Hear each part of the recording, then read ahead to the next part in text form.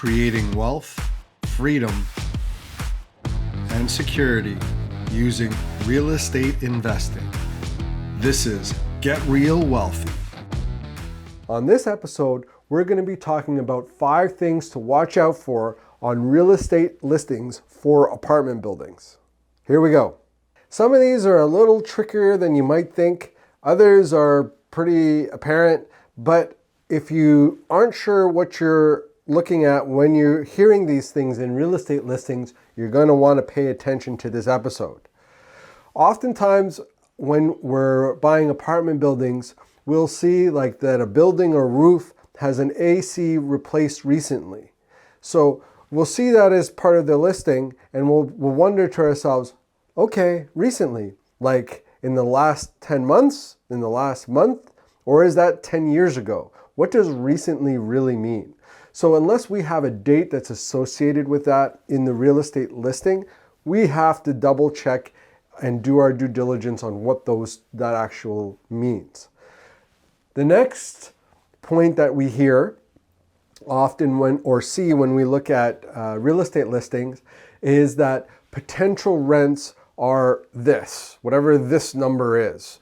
So if potential rents are this, what are the rents today? Because a building is evaluated based on net operating income. And if the net operating income is half of what the potential rents are, it doesn't matter what the potential rents are because you're not going to be able to get financing on that building easily on that potential rent number. It's going to be based on the current net operating income. So potential rents are something that you have to watch out for. You may want to overpay a little bit on a building, but you don't want to overpay a lot. So keeping that in mind, you want to avoid or watch out for that in a listing, or at least, keep an eye out for what that means in what you're going to offer on that property. Number 3, it's located in an up-and-coming neighborhood. Well, what does up-and-coming neighborhood really mean? Does it mean that there's like a crime family that lives there? Like, what does up-and-coming really mean? So what you need to do is actually go to the neighborhood, look at the neighborhood and figure out, is there cars that are all there during the day? I mean, in the past, that could mean that nobody's working. Today, it could mean that everybody's working. But you want to make sure that you explore that area. What is the tenant profile? Is it an A, B, or C, or D, right?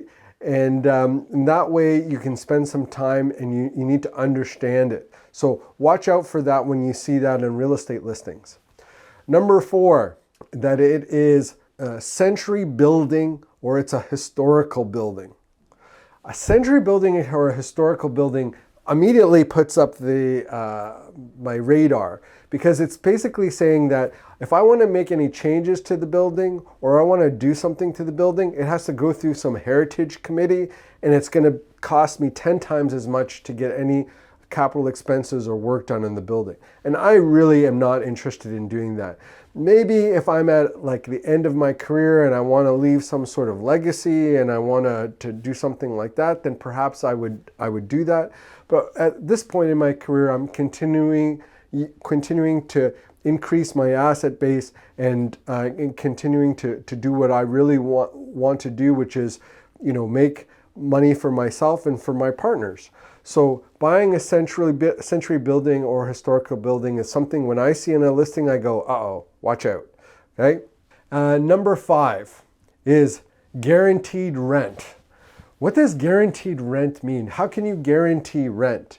Well, usually that means that's realtor speak for they're on some sort of social assistance.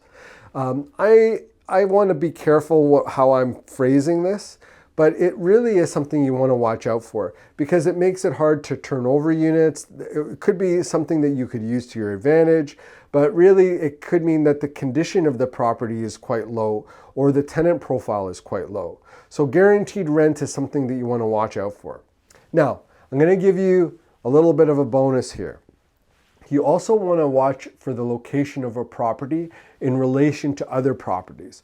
So for example, if there's like a gas station beside it or a former dry cleaner or it's an industrial area, this could be a problem if you're going to do an environmental phase 1 for a property. So that's something that you do want to consider. It may be not something that you look at on a listing, but you may see it on a quick Google search and you're looking at the street view and seeing what's around that building. Anyways, these are 5 things to watch out for real estate listings on apartment buildings. And if you're interested in learning more, please visit durhamrei.com or educationrei.ca. We've got tons of video courses for you to explore and use. And we'll see you on the next episode of Get Real Wealthy. Make sure to check out getrealwealthy.com. Until next time, I'm Quentin D'Souza. Get out there and take action.